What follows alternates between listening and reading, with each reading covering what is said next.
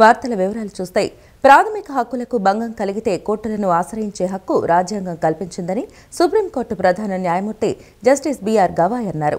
సాంఘిక ఆర్థిక న్యాయ సాధన కోసం రాజ్యాంగంలో ఆదేశిక సూత్రాలను పొందుపరిచారని చెప్పారు. రాజ్యాంగాన్ని రాజ్యాంగ సభకు అప్పగిస్తూ డాక్టర్ బిఆర్ అంబేద్కర్ చేసిన ప్రసంగం ప్రతి న్యాయవాదికి కంఠోపాఠం కావాలన్నారు. రాజ్యాంగాన్ని అంబేద్కర్ ఒక స్థిర పత్రంగా చూడలేదని, కాలానుగుణంగా మార్పులు అవసరమనే భావించారని తెలిపారు. అంశం ప్రాధాన్యతను బట్టి సవరణను విధానాలను పొందుపరిచారని చెప్పారు. భారత రాజ్యాంగం అమల్లోకి వచ్చి 75 ఏళ్లు పూర్తయిన సందర్భంగా ఏపీ హైకోర్టు న్యాయవాదుల ఆధ్వర్యంలో మంగళగిరిలో కార్యక్రమం నిర్వహించారు. ఈ కార్యక్రమానికి సుప్రీంకోర్టు ప్రధాన న్యాయమూర్తి జస్టిస్ బిఆర్ గవాయ్ ముఖ్య అతిథిగా హాజరయ్యారు. ఈ సందర్భంగా ఆయన మాట్లాడుతూ రాజ్యాంగాన్ని రాజ్యాంగ సభకు అప్పగిస్తూ డాక్టర్ బిఆర్ అంబేద్కర్ చేసిన ప్రసంగం ప్రతి న్యాయవాదికి కంఠోపాఠం కావాలన్నారు. రాజ్యాంగాన్ని అంబేద్కర్ ఓ స్థిర పత్రంగా చూడలేదని, కాలానుగుణంగా మార్పులు అవసరమనే భావించారని చెప్పారు. అంశం ప్రాధాన్యతను బట్టి సవరణ విధానాలను పొందుపరిచారని చెప్పారు. కొన్ని అంశాల్లో సవరణ సులభం, కొన్ని అంశాల్లో చాలా కఠినం అని అన్నారు. రాజ్యాంగం అమల్లోకి వచ్చిన మరుసటి ఏడాదే రిజర్వేషన్ల అంశంపై మొదటి సవరణ చేసుకున్నామని తెలిపారు. రాజ్యాంగ సవరణ అంశంపై కేంద్రానికి సుప్రీంకోర్టు మొదట్లో కొంత ఘర్షణ వాతావరణం ఏర్పడిందన్నారు. కేశవానంద భారతి కేసులో రాజ్యాంగం మౌలిక స్వరూపాన్ని సవరించరాదని సుప్రీంకోర్టు చెప్పిందని, 1975 వరకు ఆదేశిక సూత్రాల కంటే ప్రాథమిక హక్కులకే ఎక్కువ ప్రాధాన్యత ఉండేదని అన్నారు. కేశవానంద భారతి కేసు తర్వాత ప్రాథమిక హక్కులతో పాటు ఆదేశిక సూత్రాలకు సమ ప్రాధాన్యం దక్కిందన్నారు. ఎస్సీ వర్గీకరణకు అనుకూలంగా గత ఏడాది 7 జడ్జీల సుప్రీంకోర్టు ధర్మాసనం తీర్పు ఇచ్చిందని, ఎస్సీ ఎస్టీ రిజర్వేషన్లలోనూ క్రిమిలేయర్ విధానం ఉండాలన్నది తన అభిప్రాయమని పేర్కొన్నారు. పని ప్రదేశాల్లో మహిళలపై వివక్ష ఉండరాదని విశాఖ కేసు తీర్పులో సర్వోన్నత న్యాయస్థానం తీర్పు ఇచ్చిందన్నారు. కొన్నేళ్లుగా మహిళలు న్యాయ విద్యలో బాగా రాణిస్తున్నారని తెలిపారు. రాజ్యాంగం కల్పించిన హక్కుల పట్ల ప్రజలకు అవగాహన ఉండాలని సిజేఐ జస్టిస్ బిఆర్ గవాయ్ పేర్కొన్నారు. Both the Amravati's have a great historical significance. As all of us know that our constitution stands on the 4 pillars of justice, liberty, equality and fraternity. Dr. Ambedkar always considered that a constitution cannot be a static document. It has to be evolving, it has to be organic and a living document. And therefore, the Article 368 provides for the constitution, for the amendment of the constitution. He said that wherever the amendments were necessary for answering the socio-economic challenges, the constitution could be amended in a simpler way. But however, wherever a foundation of the constitution like the independence of judiciary, the federal structure or the other important aspects are concerned, the power to amend the constitution could not be simple, and therefore it was necessary that some more stringent conditions were required for amending the constitution. Various principles like the federal structure of the constitution, the separation of 3 wings, the executive, the judiciary and the executive, judiciary and the legislature, the independence of judiciary, the supremacy of the constitution were held to be the basic structures which were subsequently evolved in various judgments, including the one in S.R. Bombay. As has been observed by the Honorable Chief Minister, it is all the 3 wings of the Constitution, that is the legislature, the executive, the judiciary, which are enjoined upon to carry forward the mandate of the Constitution to bring in social and economic justice. Telugu జాతి గర్వించే రామోజీరావు స్ఫూర్తితో తెలుగు భాషను సంరక్షిస్తానని AP CM Chandrababu అన్నారు. రామోజీ మన మధ్య లేకపోయినప్పటికీ ఆయన నిర్మించిన వ్యవస్థలు శాశ్వతంగా ఉంటాయన్నారు. తెలుగు భాష అభివృద్ధికి రామోజీరావు ఎంతో సేవ చేశారని, కొత్త ఇంగ్లీషు పదాలకు ప్రత్యామ్నాయంగా ఆయన ఎన్నో తెలుగు పదాలను సృష్టించారని తెలిపారు. రామోజీరావు పేరిట ఏర్పాటు చేసిన రామోజీ ఎక్సలెన్స్ జాతీయ అవార్డుల ప్రధాన కార్యక్రమం హైదరాబాద్ రామోజీ ఫిల్మ్ సిటీలో నిన్న జరిగింది. ఈ కార్యక్రమానికి హాజరైన సీఎం చంద్రబాబు మాట్లాడుతూ రామోజీ ఎక్సలెన్స్ అవార్డుల ప్రధాన కార్యక్రమం నిర్వహిస్తున్న కుటుంబ సభ్యులను మనస్ఫూర్తిగా అభినందిస్తున్నానని, సేవలు ఎక్సలెన్స్కి ప్రతిరూపం రామోజీరావు అని, సాధారణమైన వ్యక్తి అసాధారణ శక్తిగా తయారయ్యారని చెప్పారు. నమ్మిన సిద్ధాంతం కోసం ఆయన దేన్నైనా వదులుకున్నారని, రామోజీతో తనది గత 40 ఏళ్ల అనుబంధమని అన్నారు. ఆయన దగ్గర ఎన్నో విషయాలు నేర్చుకున్నారని, ఆయన జీవితంలో ఏ వ్యక్తిని చిన్న ఫేవర్ అడిగిన సందర్భం లేదన్నారు. జనహితం కోసం ఏ పార్టీ నాయకులతోనైనా నిర్మోహమాటంగా మాట్లాడేవారని, నిఖార్సైన జర్నలిజంతో తెలుగు భాషకు ఆయన చేసిన సేవలు చిరస్మరణీయమని అన్నారు. ఎక్కడ అవినీతి అన్యాయం జరిగినా తన కలంతో ప్రజల పక్షాన బలంగా పోరాడారని పేర్కొన్నారు. ప్రతిపక్షాలు లేనప్పుడు ప్రజల తరపున పనిచేసిన ఏకైక వ్యక్తి రామోజీరావు అని కొనియాడారు.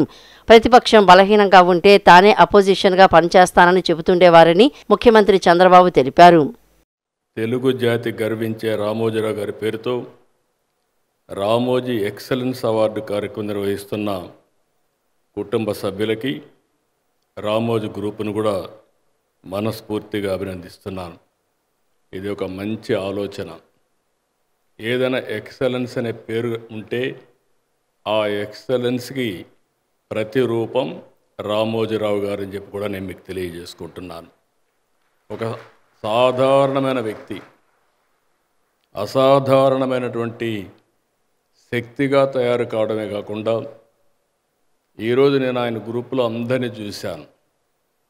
మామూలు వ్యక్తులు, పల్లెటూరులో ఉండే మామూలు వ్యక్తులను తీసుకొచ్చి ఒక సమర్థవంతమైన నాయకత్వ లక్షణాలు ఇవ్వడమే కాకుండా, ఆయన చేసిన పని మనం చూస్తే ఒక ఇన్స్టిట్యూషనలైజ్ చేశాడు. ప్రతి ఒక్కరూ కూడా ఒక ఇన్స్టిట్యూషన్గా తయారయ్యారు. ఈరోజు రామోజీరావు గారు ఇక్కడ లేరు, కానీ రామోజీరావు గారు నిర్మించిన వ్యవస్థలు మాత్రం చిరస్థాయిగా ఉంటాయి, శాశ్వతంగా ఉంటాయి. దీంట్లో ఎవరికి అనుమానం లేదని చెప్పి కూడా మరొకసారి మీ అందరికీ తెలియజేస్తున్నా. ఆంధ్రప్రదేశ్ పెట్టుబడుల దిశను మార్చిన చారిత్రాత్మక వేదిక విశాఖ సిఐఐ సమ్మిట్ 2025 అని మంత్రి అనగాని సత్యప్రసాద్ చెప్పారు. ఏపీని పెట్టుబడుల హబ్గా మార్చేందుకు సీఎం చంద్రబాబు నాయుడు, మంత్రి నారా లోకేష్ పెద్ద ఎత్తున శ్రమిస్తున్నారని ప్రశంసించారు. మొత్తం 13 లక్షల కోట్ల రూపాయల పెట్టుబడులు, 16 లక్షల ఉద్యోగాలు రావటం ఏపీపై పెట్టుబడిదారుల నమ్మకానికి ప్రత్యక్ష సాక్ష్యమన్నారు. ఏపీని పెట్టుబడుల హబ్గా మార్చేందుకు ముఖ్యమంత్రి చంద్రబాబు, మంత్రి లోకేష్ శ్రమిస్తున్నారని మంత్రి అనగాని సత్యప్రసాద్ అన్నారు. పెట్టుబడులను ఏపీకి తేవడంలో చంద్రబాబు మరోసారి తన సత్తా చాటారన్నారు. 3 ప్రాంతాలకు సమానంగా పెట్టుబడులు వచ్చేలా మంత్రి లోకేష్ ప్రత్యేకంగా కంపెనీలను గైడ్ చేశారన్నారు. మిగిలిన రాష్ట్రాలకు భిన్నంగా స్పీడ్ ఆఫ్ డూయింగ్ బిజినెస్ను అనుసరిస్తుండటంతో ఏపీకి పరిశ్రమలు క్యూ కట్టాయన్నారు. అన్ని కీలక శాఖలతో ఒప్పందాలు కుదరడం అనేది పెట్టుబడులను సమగ్రంగా ఆకర్షిస్తున్న ప్రభుత్వ నైపుణ్యాన్ని చూపిందని అన్నారు. అన్ని కీలక శాఖలతో ఒప్పందాలు కుదరడం అనేది పెట్టుబడులను సమగ్రంగా ఆకర్షిస్తున్న ప్రభుత్వం నైపుణ్యాన్ని చూపిందని తెలిపారు. 3 ప్రాంతాలకు సమానంగా పెట్టుబడులు వెళ్లడం ప్రభుత్వ వికేంద్రీకరణ నిబద్ధతకు నిదర్శనమని పేర్కొన్నారు. సిఐఐ సదస్సులో ప్రతి జిల్లాకు ప్రాధాన్యత లభించిందని చెప్పారు. ప్రతి జిల్లాకు పరిశ్రమలను తీసుకువచ్చారని, విశాఖలో సదస్సు జరిగిన పెట్టుబడులు మాత్రం యావత్ రాష్ట్రానికి విస్తరించేలా సీఎం చంద్రబాబు, మంత్రి లోకేష్ కృషి చేశారని కొనియాడారు. ఎన్నికల సంఘం పాత్ర ప్రశ్నార్థకమైన నేపథ్యంలో సమగ్ర ఎన్నికల సంస్కరణలు ఆవశ్యమని సిపిఐ ప్రధాన కార్యదర్శి డి రాజా పేర్కొన్నారు.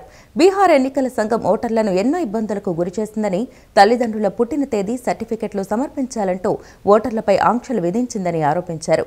దీనివల్ల అత్యధికులు ఓటర్లుగా నమోదు చేసుకోలేకపోయారన్నారు. తదుపరి తమిళనాడు, కేరళ, పశ్చిమ బెంగాల్లో ఎన్నికలు జరగనుండగా ఆ రాష్ట్రాల్లోనూ పాగా వేసేందుకు బీజేపీ ఇప్పటి నుంచే కుటిల యత్నాలు ప్రారంభించిందని దుయ్యబట్టారు. ఏపీడబ్ల్యూజే ఆధ్వర్యంలో ఆదివారం విజయవాడ ప్రెస్ క్లబ్లో నిర్వహించిన మీట్ ది ప్రెస్లో సిపిఐ ప్రధాన కార్యదర్శి డి రాజా మాట్లాడారు. నేడు దేశంలో రాజ్యాంగం, ప్రజాస్వామ్యం ప్రమాదంలో పడ్డాయన్నారు. స్వాతంత్ర్య ఉద్యమంలో ఎన్నడూ పాల్గొని ఆర్ఎస్ఎస్ శతవార్షికోత్సవం సందర్భంగా భారతీయ జనతా పార్టీ ప్రభుత్వం తపాలా బిళ్ల విడుదల చేయటం విడ్డూరంగా ఉందన్నారు. ఆర్ఎస్ఎస్కు రిజిస్ట్రేషన్ కూడా లేదని, అందుకే ఆ సంస్థ దేశంలోని చట్టాలకు సమాధానం చెప్పాల్సిన బాధ్యత అవసరం లేకుండా పోయిందని దుయ్యబట్టారు. ఎన్నికల్లో మెజారిటీ సీట్లు సాధించడం ద్వారా హిందూ రాజ్యాన్ని స్థాపించడానికి ఆర్ఎస్ఎస్, భారతీయ జనతా పార్టీ ప్రయత్నిస్తున్నాయని రాజా మండిపడ్డారు.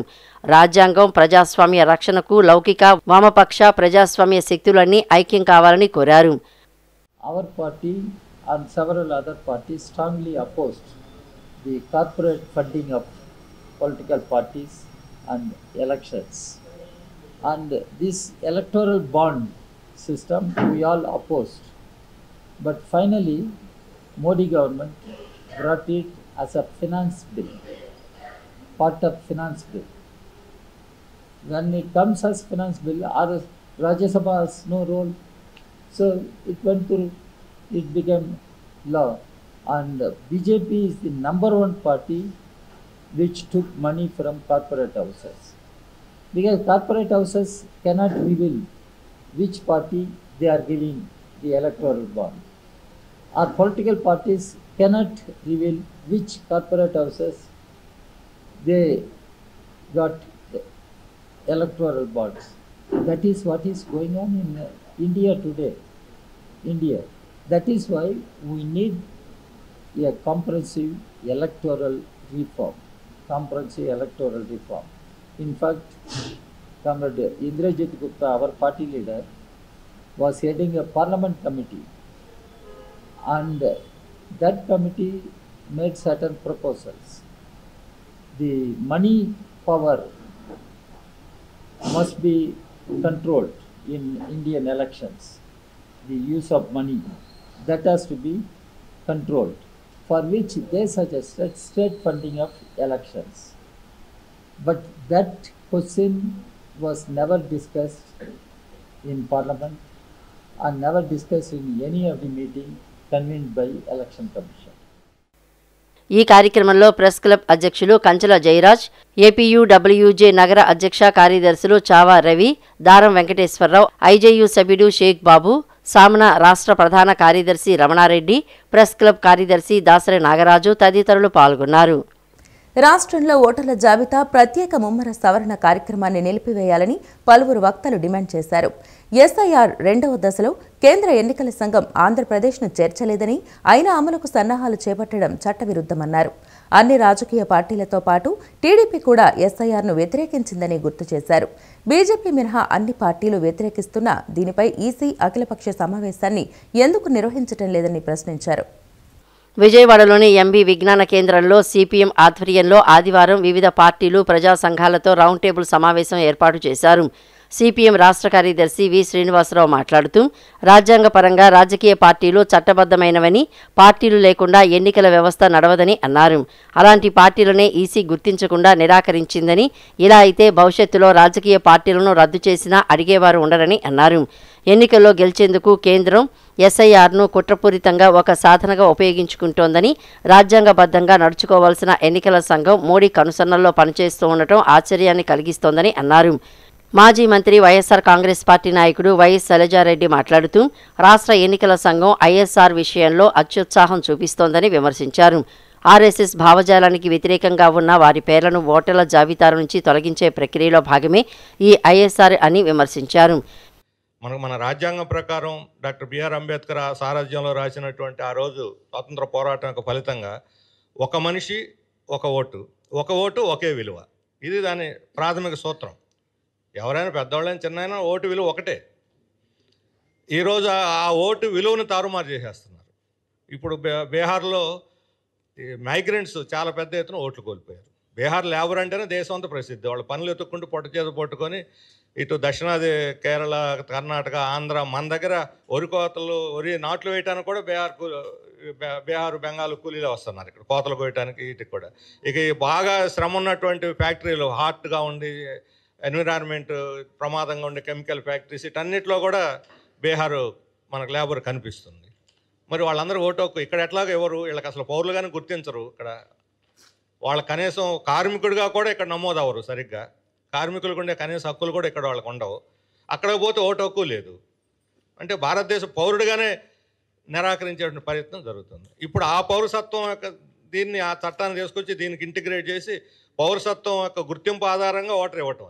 నువ్వు ఒక సిఏ చట్టం అప్పుడు తెచ్చి పౌరసత్వ చట్టం ప్రకారం మనం అందరం భారతీయులమే నిరూపించుకోవాలి అని చెప్పి దీన్ని రుద్దటం అనేది చాలా చట్ట విరుద్ధమైనది, రాజ్యాంగ విరుద్ధమైనది.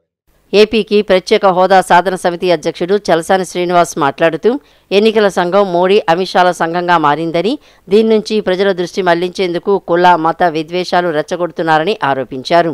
కేంద్రంలో ఆదాని గారి నేతృత్వంలోని ఉత్తర భారతీయ జనతా పార్టీ ఏదైతే చేస్తుందో దాని ఆదేశాలకు అనుగుణంగా అక్కడ చేయటం, ఇక్కడ రాష్ట్రంలో తల తాకట్టు పెట్టేటట్టు చేయటం ఎంత దుర్మార్గం వెళ్ళిపోయింది. నిన్న అంటే అవుట్ ఆఫ్ కంటెస్ట్ అవ్వట్లేదండి. నిన్న గౌరవ ముఖ్యమంత్రి గారు మాట్లాడతా స్టీల్ ప్లాంటేషన్లో తేడా వస్తే మాట్లాడితే లోపల వేసి బొక్కలు వేసేసి పీడీ యాక్ట్ పెడతారా అంటే ఎక్కడికి వెళ్ళి అంటే రేపొద్దున మనం రేపొద్దున దీని విషయం మాట్లాడిన అదే చేస్తారా?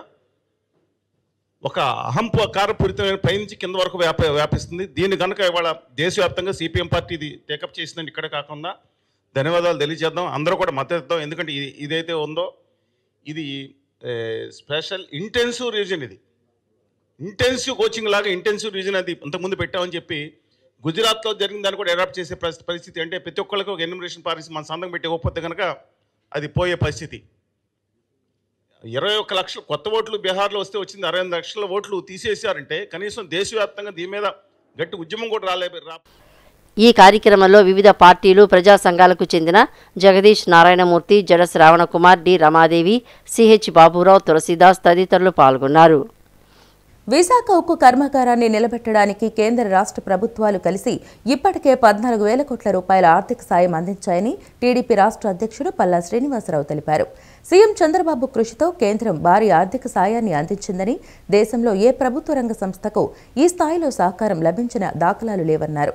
సిఐఐ సదస్సులో విశాఖ ఉక్కు కర్మాగారం గురించి సీఎం చంద్రబాబు చెప్పిన మాటలను వైసీపీ నాయకులతో కలిసి కొందరు వక్రీకరిస్తూ ప్రజల్ని తప్పుదోవ పట్టించాలని చూస్తున్నారని ధ్వజమెత్తారు. చంద్రబాబు కృషితోనే విశాఖ ఉక్కు కర్మాగారం లాభాల బాటలో నడుస్తోందని టీడీపీ రాష్ట్ర అధ్యక్షుడు పల్లా శ్రీనివాసరావు తెలిపారు. అపోహలు సృష్టించే ప్రయత్నాలను కార్మికులు, ప్లాంట్ల సిబ్బంది తిప్పికొట్టాలని కోరారు. నేడు విశాఖ ఉక్కు కర్మాగారం నడుస్తోందంటే అందుకు కూటమి ప్రభుత్వమే కారణమని స్పష్టం చేశారు. చంద్రబాబు 2000 సంవత్సరంలో 1350 కోట్లు తీసుకువచ్చి అప్పట్లో పరిశ్రమను నిలబెట్టారని అన్నారు.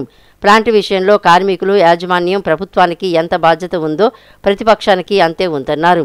కార్మికుల్ని భయాందోళనకు గురిచేసే తప్పుడు ప్రచారాల్ని మానుకోవాలని ఆయన హితవు పలికారు.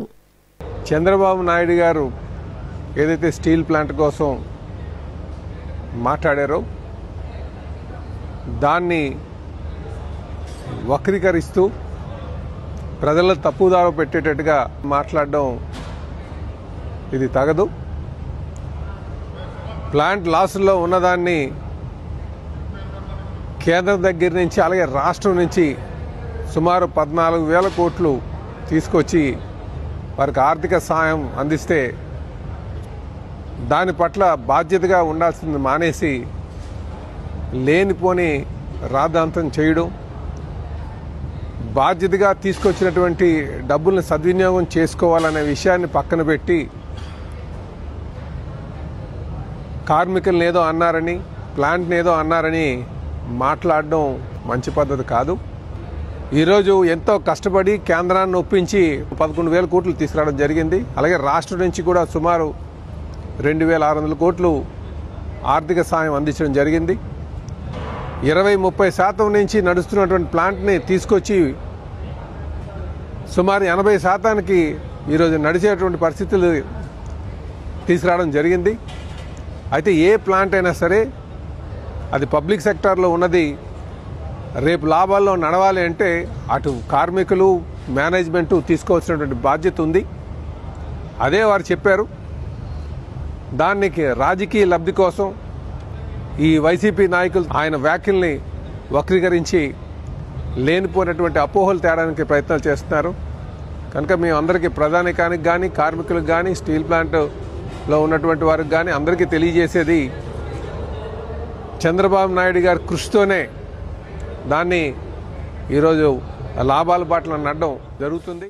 జాతీయ, అంతర్జాతీయ స్థాయిలో రాష్ట్రాన్ని పెట్టుబడులకు గమ్యస్థానంగా సీఎం చంద్రబాబు విద్యా, ఐటీ శాఖల మంత్రి నారా లోకేష్ మార్చారని గుడివాడ ఎమ్మెల్యే వెనిగండ్ల రాము అన్నారు. విశాఖ సిఐఐ భాగస్వామ్య సదస్సు చారిత్రాత్మకమని పేర్కొన్నారు. మంగళగిరిలోని టీడీపీ కేంద్ర కార్యాలయంలో ఆదివారం గుడివాడ ఎమ్మెల్యే ఎనిగండ్ల రాము విలేకరులతో మాట్లాడారు.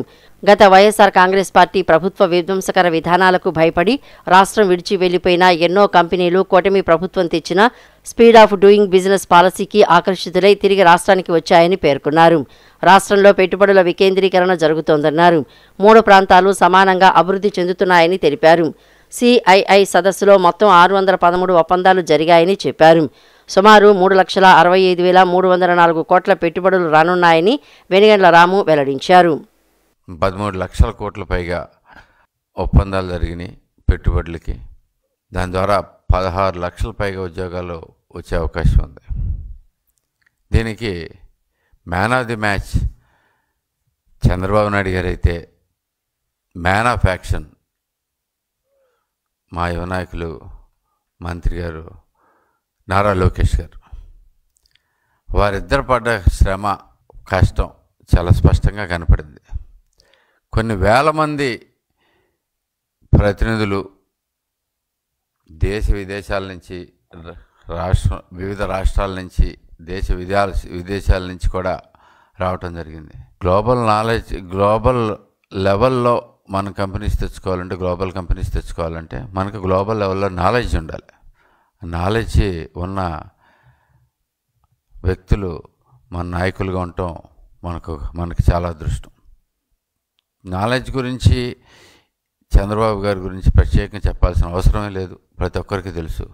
ఆయన ఏ విషయాన్నైనా కానీ పూర్తి అవగాహనతో చకచకా మాట్లాడగలిగిన మహానుభావుడు. ఆయన చూస్తుంటే మాకు ఆశ్చర్యం వేస్తూ ఉంటుంది.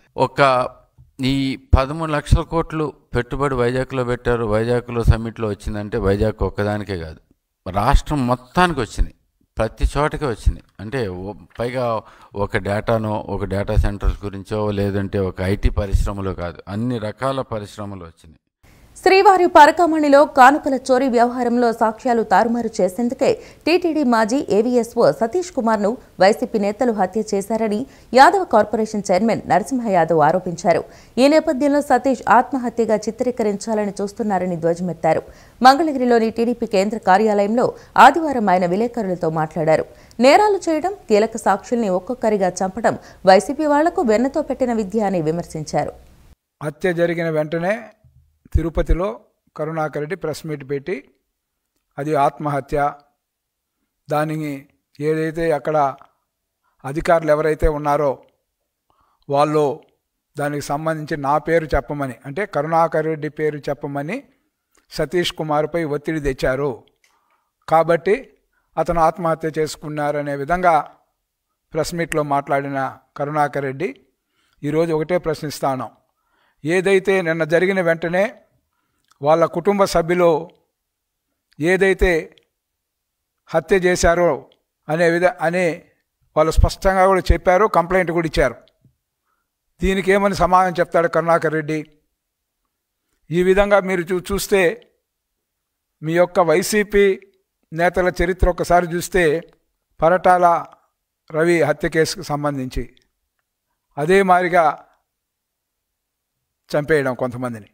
మొదటి నుంచి కూడా శ్రీవారికి సంబంధించి చూస్తే ఏదైతే నెయ్యికి సంబంధించి కల్తీ నెయ్యి కాని నెయ్యిని ఏ విధంగా కోట్ల రూపాయలకి గత 5 సంవత్సరాలు జగన్మోహన్ రెడ్డి పరిపాలనలో శ్రీవారి యొక్క మహాప్రసాదంగా భావించే పవిత్రమైన లడ్డులు ఏ విధంగా నెయ్యి కల్తీ చేసి ఏ విధంగా చేశారో దానిపైన కూడా ఇంకో పక్క విచారణ జరుగుతుంది. ఇంకో పక్క ఏదైతే కోర్టు ఆదేశాలతో ఏదైతే దీనికి పరకామణికి సంబంధించిన విచారణ పూర్తి స్థాయిలో గతంలో జరగలేదు. లోక్ అదాలత్లో ఆ విధంగా దాన్ని రాజీ పోవడానికి అవకాశం లేదని న్యాయస్థానం ఇచ్చిన ఆదేశాలతో ఈరోజు కమిటీ వచ్చి అక్కడ విచారణ చేపడుతూ ఉంటే దానికి సంబంధించిన ప్రధానమైన ఎవరైతే ఫిర్యాదుదారుడు అవుతారో అతన్ని ఈ విధంగా హత్య చేయించడం పరాకాష్ట. ఇది శ్రీవారి సొమ్ము దొంగతనం చేసిన వ్యక్తితో లాలూచి పడి వాళ్ళ ప్రాపర్టీలంతా కూడా భారీ ఎత్తున వైసీపీకి సంబంధించిన కుటుంబ సభ్యులు భారీ ఎత్తున కూడా ఆ యొక్క ఆస్తుల్ని కైవసం చేసుకొని తూతూ మంత్రంగా 1-2 ఆస్తుల్ని శ్రీవారికి దానంగా ఇచ్చారనే విధంగా చెప్పి ఆ విధంగా ఏదైతే ఈ యొక్క కేసుని నీరుగార్చిన విషయం శ్రీవారి భక్తులందరి మనోభావాల్ని దెబ్బతీసే విధంగా ప్రతిరోజు తరగతి గదిలో చదువు పరీక్షలంటూ నిరంతర సాధనలో నిమగ్నమయ్యే విద్యార్థుల్లో మానసిక ఉల్లాసాన్ని నూతనోత్తేజాన్ని పెంపొందించేందుకు తమ కళాశాల విద్యార్థులకు క్రీడా పోటీలు నిర్వహించినట్లు శ్రీ శ్రీనివాస గ్రావిటీ విద్యాసంస్థ చైర్మన్ పరుచూరి శ్రీనివాసరావు తెలిపారు. ప్రతి సంవత్సరంలో ఈ ఏడాది కూడా స్పోర్ట్స్ డే నిర్వహించామని, సుమారు 600 మంది విద్యార్థులు ఎంతో ఉత్సాహంగా పాల్గొన్నారని చెప్పారు. ఈ క్రీడలు మానసిక ఉల్లాసాన్ని నింపడమే కాకుండా విద్యార్థుల్లో క్రీడా స్ఫూర్తిని పెంపొందిస్తాయని తెలిపారు. విజయవాడలోని శ్రీ శ్రీనివాస గ్రావిటీ విద్యా సంస్థల స్పోర్ట్స్ డేను మొగల్రాజపురంలోని విపి సిద్ధార్థ పబ్లిక్ స్కూల్ మైదానంలో నిర్వహించారు. ఇంటర్మీడియట్ ప్రథమ, ద్వితీయ సంవత్సరం చదువుతున్న విద్యార్థులకు cricket, volleyball, basketball, throwball, badminton, kabaddi, kho kho, పరుగు పందెం, టగ్ ఆఫ్ వార్ ఇలా వివిధ విభాగాల్లో పోటీలు నిర్వహించారు. సుమారు 600 మంది విద్యార్థులు ఈ పోటీలో ఉత్సాహంగా పాల్గొని తమ ప్రతిభను చాటారు. ప్రతిరోజు పుస్తకాలతో కుస్తీలు పట్టే విద్యార్థులు క్రీడా స్ఫూర్తితో ఉత్సాహంగా పోటీల్లో పాల్గొని విజయం సాధించారు. పోటీల్లో గెలుపొందిన విద్యార్థులకు శ్రీ శ్రీనివాస గ్రావిటీ విద్యా సంస్థ chairman Paruchuri Srinivasarao, director Paruchuri Neelima, principal V Phaniraj, academic డైరెక్టర్లు MV Satyanarayana Reddy, T Suresh Babu, K Satish పతకాలు అందజేశారు. ఈ సందర్భంగా పరుచూరి శ్రీనివాసరావు మాట్లాడుతూ ఏడాదంతా తరగతి గదిలోనే గడిపే విద్యార్థులకు చక్కటి వ్యాయామం, ఆటలు ఆడించేలా ఏడాదిలో 4 రోజులు స్పోర్ట్స్ డేను నిర్వహిస్తున్నట్లు చెప్పారు. విద్యార్థులు ఈ పోటీలో పాల్గొని ఉత్సాహంగా, ఉల్లాసంగా గడిపినట్లు చెప్పారు. వివిధ రకాల క్రీడల్లో పోటీలు నిర్వహించి విజేతలకు బహుమతులు అందజేశామన్నారు. క్రీడల్లో ఓడినా గెలిచినా క్రీడా స్ఫూర్తితో ఎలా వ్యవహరించాలనేది తెలుస్తుందన్నారు. ప్రతి సంవత్సరంలా ఈ ఏడాది కూడా పోటీలు నిర్వహించామని 600 మంది విద్యార్థులు పోటీలో పాల్గొన్నారని తెలిపారు. ఎప్పుడు చదువులు, క్లాస్ రూమ్స్ ఈ సంబంధాల నుంచి ఏడాదికి కనీసం 4 రోజులు 5 రోజులైనా చక్కటి వ్యాయామం చేయించాలనే ఉద్దేశంతో మా గ్రావిటీ విద్యా సంస్థల్లో స్పోర్ట్స్ డే నిర్వహించడం జరుగుతుంది. ప్రతి సంవత్సరం లాగానే ఈరోజు కూడా ఇక్కడ సిద్ధార్థ పబ్లిక్ స్కూల్ గ్రౌండ్స్లో నిర్వహించడం జరిగింది. ఇందులో విద్యార్థులందరూ కూడా చక్కగా పార్టిసిపేట్ చేసి ఉత్సాహంగా, ఉల్లాసంగా వాళ్ళందరూ ఆడుకోవడం జరిగింది. అదేవిధంగా వివిధ రకాల క్రీడల్లో పోటీలు నిర్వహించి వారికి ప్రైజ్ డిస్ట్రిబ్యూషన్ చేయడం కూడా జరుగుతుంది. డైరెక్టర్ పరుచూరి నీలిమ, ప్రిన్సిపాల్ ఫణిరాజ్ మాట్లాడుతూ రెగ్యులర్ అకాడమిక్స్తో పాటు స్పోర్ట్స్ డే నిర్వహించామని చెప్పారు. విద్యార్థులు ఒత్తిడిని అధిగమించి ఉత్సాహంగా గడిపేందుకు ఈ పోటీలు ఏర్పాటు చేసినట్లు పేర్కొన్నారు. రెగ్యులర్ అకాడమిక్స్లో భాగంగా ఇవాళ ఈ స్పెషల్ సండే స్పోర్ట్స్ డే నిర్వహించడం జరిగింది. దీనిలో చాలామంది విద్యార్థులు పార్టిసిపేట్ చేశారు. అండ్ ఆల్సో దానిలో రెగ్యులర్గా ఉండే ఆ స్ట్రెస్, రిలాక్సేషన్ కోసం, స్ట్రెస్ ఫ్రీ కోసం ఈ గేమ్స్ కండక్ట్ చేయడం జరిగింది. ఎందుకంటే ఇవాళ ఉన్న ఐఐటి కానీ, నీట్ కానీ ఇలాంటి అన్నీ ఉండడం వల్ల మధ్యలో మా ఇన్స్టిట్యూట్స్ తరపున నెంబర్ ఆఫ్ ఈవెంట్స్ కండక్ట్ చేయడం జరిగింది. అండ్ షూర్గా I can tell one thing to all the parents ఏంటంటే, ఖచ్చితంగా మీరు గ్రావిటీ సెలెక్ట్ చేసుకుని ఖచ్చితంగా మీ పిల్లలు స్ట్రెస్ లేకుండా జాయ్ఫుల్ లెర్నింగ్తో చక్కగా వాళ్ళు మంచి ఐఐటీస్, నీట్స్, అలాగే ఇంకా ఏదైతే అనుకుంటున్నారో ఆ లైన్స్ ఖచ్చితంగా రీచ్ అయ్యేలాగా మన వెనకమాల టీం పనిచేస్తూ ఉంటుందండి. గన్నవరం విఎస్ సెయింట్ జోన్స్ హైస్కూల్లో 3వ తరగతి చదువుతున్న విద్యార్థిని అన్నే నీరజ తమిళనాడులో జరిగిన ఇంటర్నేషనల్ అబాకస్ పోటీలలో 3వ స్థానంలో నిలిచింది. విజయవాడ కరెన్సీ నగర్లోని ఎస్ఐపి అబాకస్ ట్రైనింగ్ సెంటర్లో శిక్షణ పొందుతోంది. మొదటి నుండి మ్యాథ్స్లో చురుగ్గా ఉండటాన్ని గమనించిన నీరజ తల్లిదండ్రులు అన్నే అంజిబాబు, సుశ్రీతలు ఆమెను ప్రోత్సహించి శిక్షణ ఇప్పించారు. తల్లి ప్రతి ఆదివారం తనే శిక్షణ కేంద్రానికి తీసుకుని వెళ్తూ కూతురులో ఉన్న ప్రతిభకు అండగా నిలిచింది. దానికి ప్రతిఫలంగా తమిళనాడులో జరిగిన ఇంటర్నేషనల్ అబాకస్ పోటీలలో 3వ స్థానంలో నిలిచింది. నీరజను గ్రామస్తులు మూల్పూరు మాధవన్, అన్నే హరికృష్ణ, గ్రామ టీడీపీ అధ్యక్షుడు వెంకటేష్, మహిళా అధ్యక్షురాలు రేణుక తదితరులు అభినందించారు. ఈ వార్తలు ఇంతటితో సమాప్తం. నమస్కారం.